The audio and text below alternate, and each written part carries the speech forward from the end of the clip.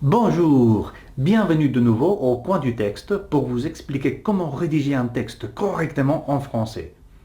Dans la vidéo d'aujourd'hui, nous allons nous concentrer sur le texte dialogique.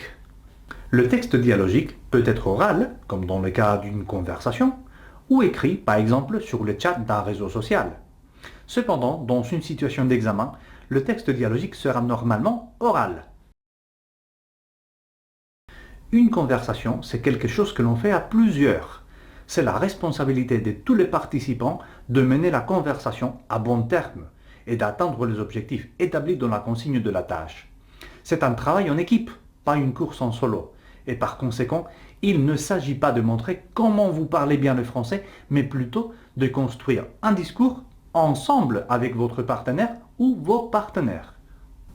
La structure d'un texte dialogique est normalement la suivante. 1. Ouverture. Elle dépend du degré de formalité de la conversation. Parfois, il vous faudra vous voyer, d'autres tutoyer. Faites très attention au registre. Normalement, une bonne stratégie est de dire bonjour à votre partenaire et de briser un petit peu la glace pendant quelques secondes. Cela donne une touche de réalisme à votre exercice et vous permet de vous sonder un peu l'un l'autre avant de vous plonger dans la conversation proprement dite. 2. Orientation. Elle prépare le sujet de conversation et l'intérêt des locuteurs.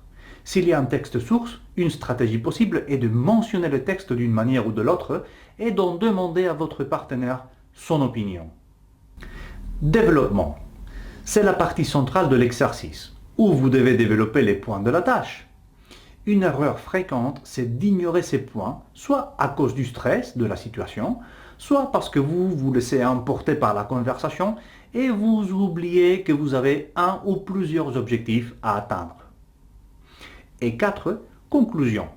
En fin de conversation, vous pouvez profiter pour en faire un court résumé ou pour synthétiser un peu les conclusions que vous en avez tirées. 5. Fermeture. Une manière sympathique de fermer la conversation, c'est simplement de prendre congé avec politesse et un bon sourire. Il y a quelques principes basiques et généraux d'une bonne conversation dans une situation d'examen ou dans un exercice de classe. Respecter le tour de parole. Savoir quand il faut parler et quand il faut se taire est fondamental. Ne jouez pas à la conversation agressive. Laissez l'autre s'exprimer, il y a du temps pour tous. Respectez les autres participants. Complimentez l'interlocuteur et l'encouragez. Évitez les idées polémiques et tout ce qui pourrait gêner l'interlocuteur. Évitez par exemple les questions trop personnelles et indiscrètes. Donnez la quantité exacte d'informations. Ne pas trop parler, ce qui serait une espèce de harcèlement discursif, ni rester en silence, ce qui pourrait compromettre vos résultats dans l'examen. Il faut trouver l'équilibre entre les deux extrêmes. Apporter des choses intéressantes et constructives à la conversation. Faire avancer la conversation dans le bon sens. Ne pas trop s'éloigner du sujet que vous devez traiter. Contrôlez le temps dont on dispose pour faire l'exercice. Ne pas finir trop tôt ni trop tard. Respectez le registre soutenu ou familier. Il y a un certain nombre de problèmes potentiels dans une situation d'examen ou dans un exercice de classe.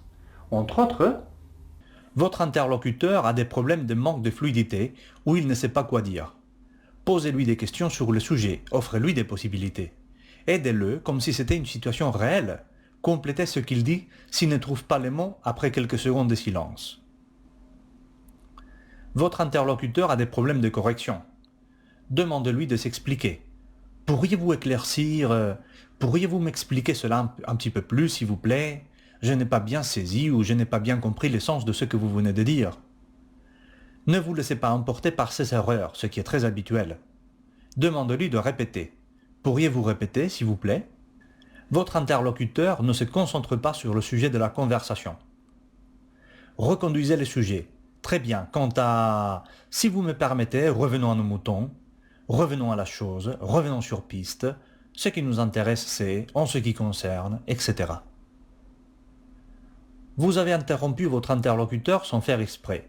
Vous pouvez dire, par exemple, « Excusez-moi, allez-y s'il vous plaît, je vous écoute », entre autres. Votre interlocuteur vous a interrompu. Vous pouvez dire « Excusez-moi, laissez-moi vous expliquer un petit peu plus, s'il vous plaît. J'allais vous dire que... Laissez-moi développer cette idée un petit peu plus.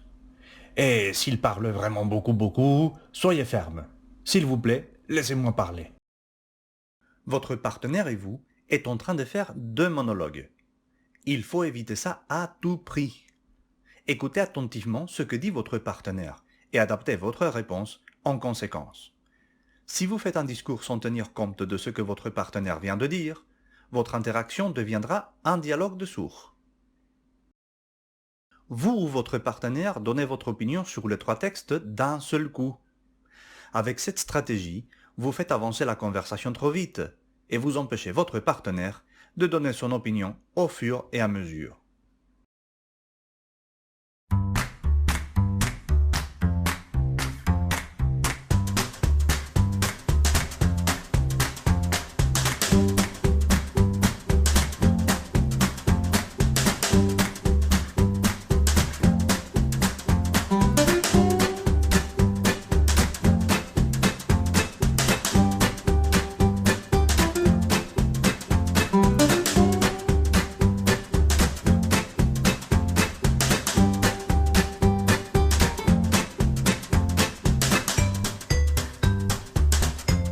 Dans un exercice d'examen, on va normalement vous demander de lire 3 courts textes et de discuter avec votre partenaire la façon dont il montre différents aspects du sujet traité.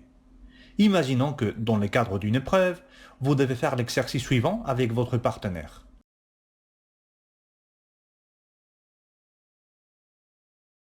Voici une possible solution à cet exercice. En général, il est conseillable d'interpeller notre interlocuteur pour l'impliquer dans notre argumentation et pour donner une sensation de cohésion à notre conversation. Nous avons utilisé les expressions « vous imaginez »,« figurez-vous »,« n'est-ce pas »,« vous voyez » ou « vous devez reconnaître que », entre autres. D'ailleurs, si vous devez discuter ensemble le contenu d'un texte donné, il est souhaitable d'y faire des allusions constantes pour éviter de perdre le contact avec la tâche. Dans notre exemple, nous avons utilisé des expressions comme « le texte indique que »,« comme le dit l'auteur du texte »,« d'après l'auteur lui-même », etc. Dans notre conversation, nous avons aussi essayé de réélaborer un peu le texte au moyen des synonymes. Cela nous permet de montrer que nous sommes capables d'intégrer des idées issues du texte sans pour autant les utiliser dans leur littéralité, ce qui donnerait plutôt l'impression de manque de ressources lexicales de notre part.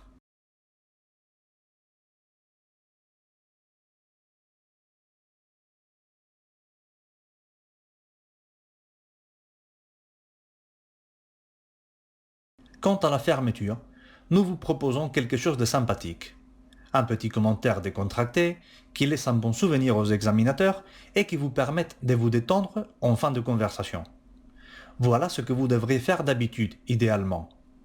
Au cas où vous ne seriez pas inspiré, au moins, évitez les fermetures brusques ou pire encore, les absences de fermeture. Pour bien finir votre coproduction, vous devez prendre congé d'une manière ou de l'autre. Et ce sera tout pour le texte dialogique. Pour devenir des experts en conversation, vous n'avez pas beaucoup de possibilités.